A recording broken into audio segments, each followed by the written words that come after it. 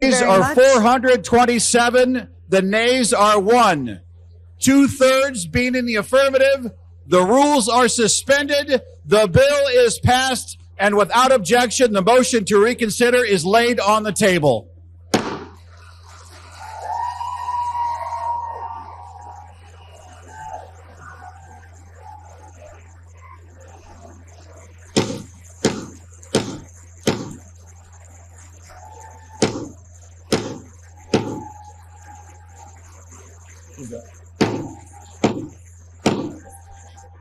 Uh-oh, MAGA Mike, 427 to 1.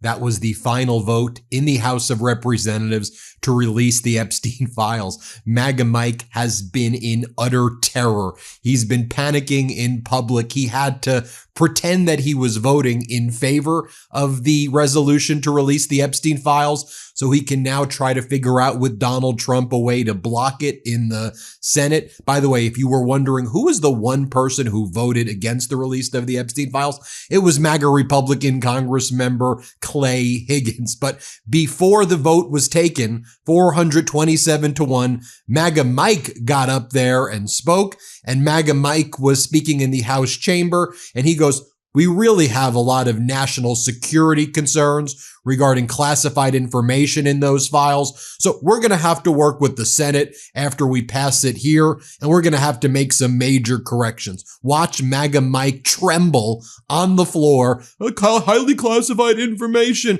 before the vote was taken. Here, play this clip. It jeopardizes future federal investigations, and we have national security concerns regarding classified information. We'll put this in the record because we need the legislative record to reflect what is the legislative intent behind this vote. And then MAGA Mike wanted to make it very clear in his opinion on the floor that Donald Trump has absolutely nothing to hide, nothing to hide. Just ignore that MAGA Mike just right before that talked about highly classified information, and that's why he's going to work with the Senate to try to block the resolution. But watch what MAGA Mike says on the floor about Donald Trump. Can you get any more pathetic than this? Here, play this clip. They're using that as a political weapon to try to distract from their failures as a party, and to try their best to try to tie President Trump somehow into this wretched scandal. The president had nothing to do with it. He's been very clear, and he has nothing to hide. And that's why he's endorsed the vote today. I suspect this vote will be probably unanimous. But here's the important point that everybody needs to understand. We have been advocates of maximum transparency, but we have also insisted that the victims be carefully protected. The Oversight Committee has been doing extraordinary work, and we've got some of the most vigorous advocates on the Republican and Democrat side on the Oversight Committee. They've been working in earnest to deliver transparency for the American people and to do it in a responsible manner. Now, before that vote was taken, again, 427 to 1 to release the Epstein files, MAGA Mike held a press conference where he was surrounded by other MAGA Republican leaders, and he explained what he was doing. He goes, "I'm going to go and move forward with the bill to release the Epstein files," but he goes, "I'm going to have to work with the Senate in order to correct everything. There's a lot of defects right here and lots of things that need correction." And he's like, "We can't re-victimize the victims. I mean, that's a major issue. We got to protect the victims were there, MAGA Mike, and they said, release the files this morning. We were covering it live on the MeidasTouch network." And then MAGA Mike's like, "And we're going to create new victims." And as sick as this is, he's referring to the wealthy men who are in the files, and MAGA Mike's like calling them victims. Let me just show you what went down on the press conference before the vote. And MAGA Mike's just really giving away how he's going to try to work with the Senate to block the release by saying they need corrections. Here he is talking about we need to correct the resolution. Here, play this clip. We're going to see that and understand it. I'm going to vote to move this forward. I think it could be close to a unanimous vote because everybody here, all the Republicans, want to go on record to show they're for maximum transparency, but they also want to note that we're demanding that this stuff get corrected before it is ever moves through the process and is completed. And while MAGA Mike was holding that press conference, in the back of him, there was a graphic which talked about what he says are the defects in the current discharge petition, unless there is an amendment, unless it is changed. In other words, he wants the Senate to put a poison pill in this discharge petition that will effectively kill the bill. It will kill the release of the Epstein files. And one of the things that MAGA Mike has been saying is that it harms the privacy of victims, which we know to be false because we heard from the victims today who said, release the damn files, release the files. And then MAGA Mike also says one of the issues is that it's going to create a new class of victims. And MAGA Mike's referring to all these rich, wealthy men who were implicated or involved or mentioned in the Epstein files. They will now become victims is essentially the disgusting implication here, and will create new victims. And he goes, we want to avoid creating new victims. Listen to what he says right here. Here, play this clip. The discharge petition could create new victims, okay? Because it requires the DOJ to release information even in cases where the DOJ or the FBI has already reviewed it and determined it is not credible. It is false information.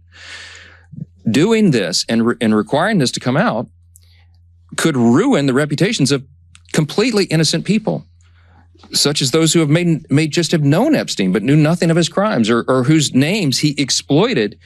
Think of this, innocent people whose names he exploited and used to try to get close to his intended victims. Their names may be in these files, and they had nothing to do with this. And so by just haphazardly releasing it, you're going to destroy their reputations. Releasing information containing the names of innocent people would subject those innocent people to a guilt by association. It would create an entirely new group of victims who have no means to clear their names. That's a concern of Congress, and it should be. It should be. And then he talks about national security concerns, and he's like, one of the reasons we can't release these files is because we have to be very careful with the classified information and national security concerns here. And so that's one of the reasons we probably can't release these files. Do you see what he's setting up here? Do you see what he's doing? Here, play this clip. All right. Number 5, national security concerns, okay? The discharge requires the Attorney General to release within 30 days, quote, classified information to the maximum extent possible. This ignores the principle that declassification should always rest and always has rested with the agency that originated the intelligence. Why?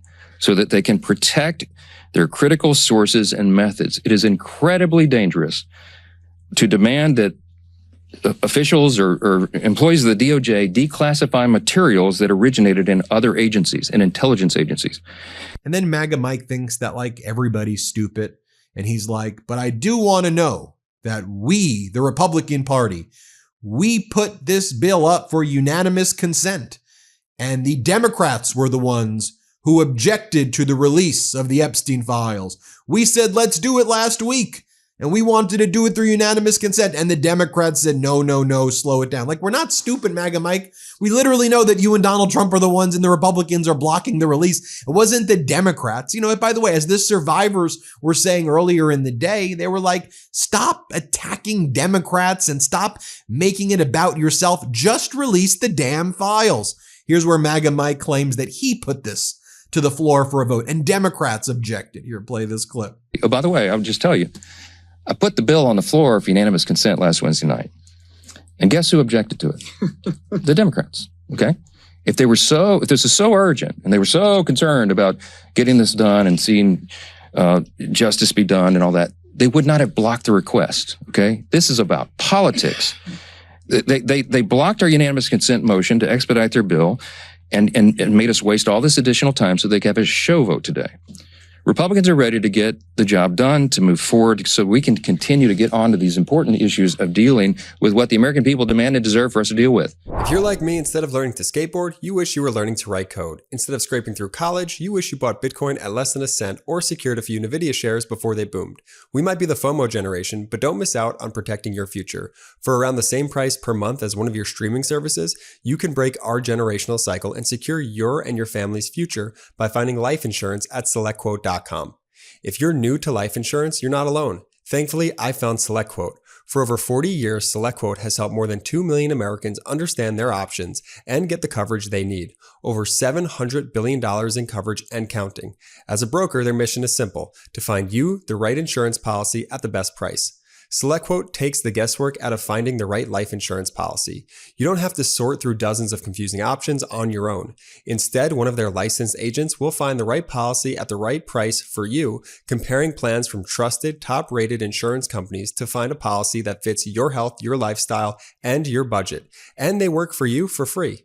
You'll be covered faster than you think. SelectQuote works with providers who offer same-day coverage, up to $2 million worth, with no medical exam required. And you're not out of luck if you have a pre-existing health condition, because SelectQuote partners with companies that offer policies for people with conditions like high blood pressure, diabetes, or heart disease. SelectQuote makes life insurance simple, even if this is your first time thinking about it. Head to SelectQuote.com and a licensed insurance agent will call you right away with the right policy for your life and your budget. Life insurance is never cheaper than it is today. SelectQuote. They shop, you save. Life insurance is never cheaper than it is today. Get the right life insurance for you for less and save more than 50% at SelectQuote.com/Meidas.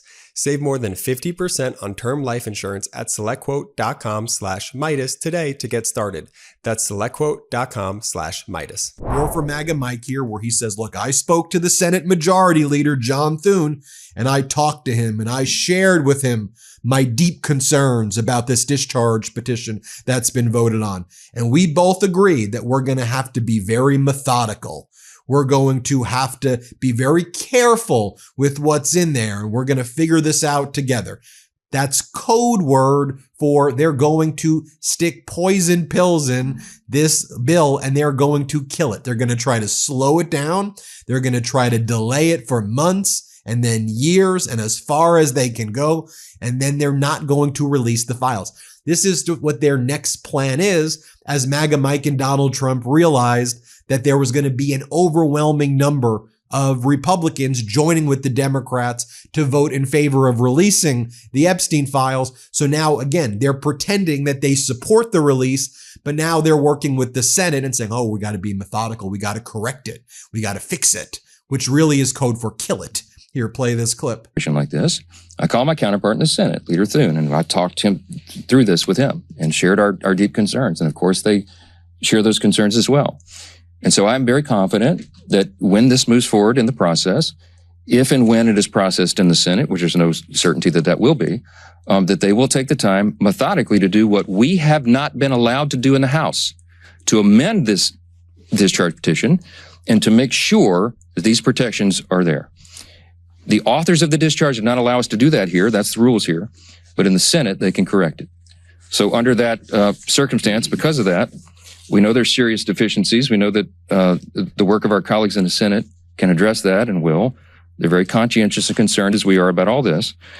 As we've insisted from the very beginning, Republicans are the only party trying to make a material difference in ensuring maximum transparency. Oh, by the way, I'll just tell you. And that's why I just want to educate our audience. And I think you get it, right? But I want to show you the code words that they are using and how they're trying to be manipulative here. But I know you get it. I know you understand it. So then a reporter asks him, so you're voting for the discharge petition today?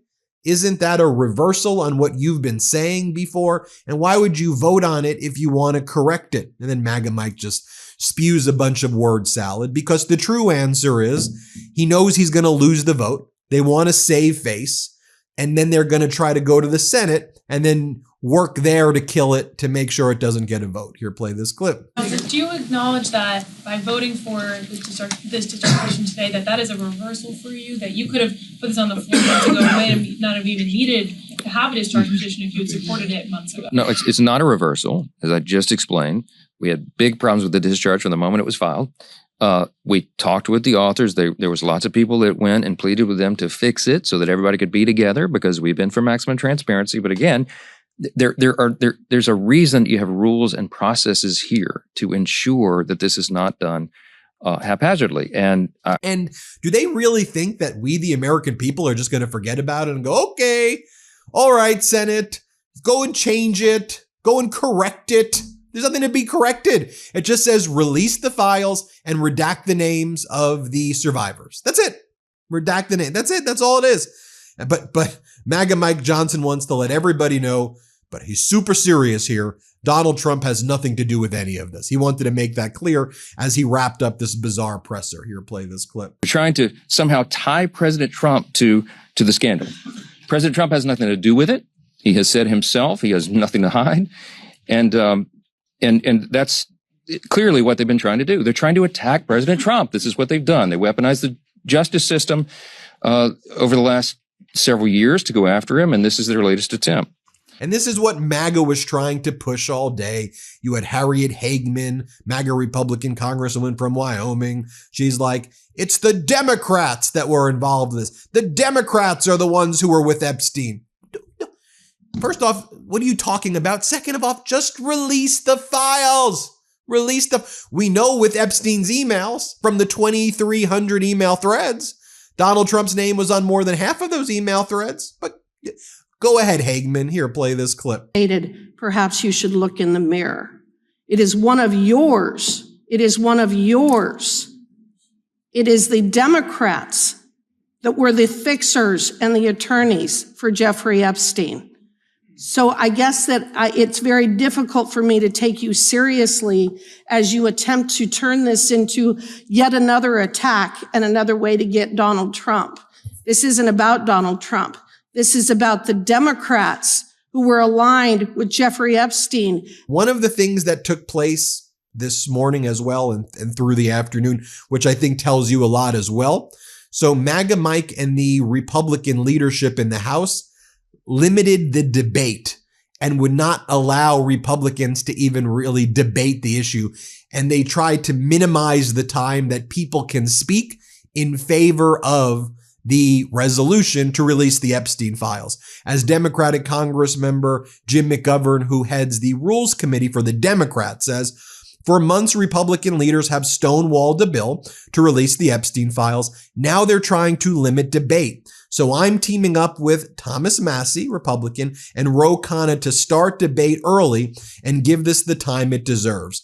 Tune into the House floor soon. And then Republican Thomas Massie said, we're starting debate on the Epstein legislation very soon. Tune in now.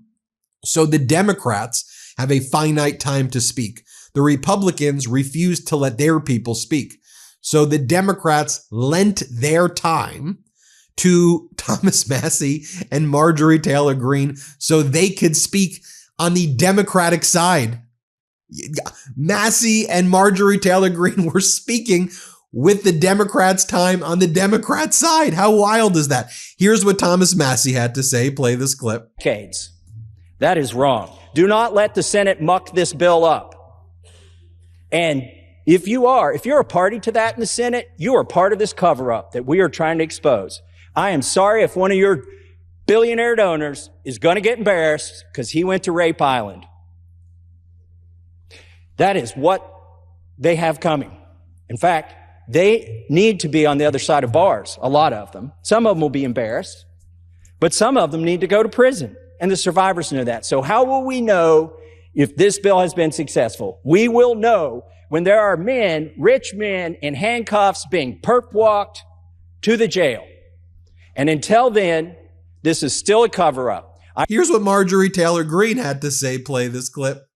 And this was a fight that we should have never had to wage. It should have been the easiest thing for every single member of Congress. It should have been the easiest thing for the Speaker of the House. It should have been the easiest thing for the President of the United States to release all the information, every single file, on behalf of these American women. And while all of this was taking place, you had Donald Trump yelling at a female reporter. And when he was in the Oval Office with MBS, the Crown Prince of Saudi Arabia, and the reporter said, Mr. President, why are you even waiting to release the Epstein files from Congress? You have the power to release it now. And Donald Trump yells at the female reporter and goes, I don't like your attitude. I don't like your attitude. I want to take away your license. Here, play this clip. Is that pretty good? Mr. President, why wait for Congress to release the Epstein files? Why not just do it now? You know, it's not the question that I mind, it's your attitude. I think you are a terrible reporter. It's the way you ask these questions. You start off with a man who's highly respected, asking him a horrible, insubordinate, and just a terrible question. And you could even ask that same exact question nicely. You're all psyched up. Somebody psychs you over at ABC. They're going to psych it. You're a terrible person and a terrible reporter. And this follows, of course, Donald Trump on Air Force One calling another female reporter Piggy. And he said, "Be quiet, Piggy. Be quiet." That's how he's referring to female reporters now, calling them Piggy. Here, play this clip. Sir, is there something incriminating in the file, sir? There you have it, folks. Let me know what you think. Hit subscribe. Let's get to 6 million together. Thank you so much for watching. Love this video? Support independent media and unlock exclusive content, ad-free videos, and custom emojis by becoming a paid member of our YouTube channel today. You can also gift memberships to others. Let's keep growing together.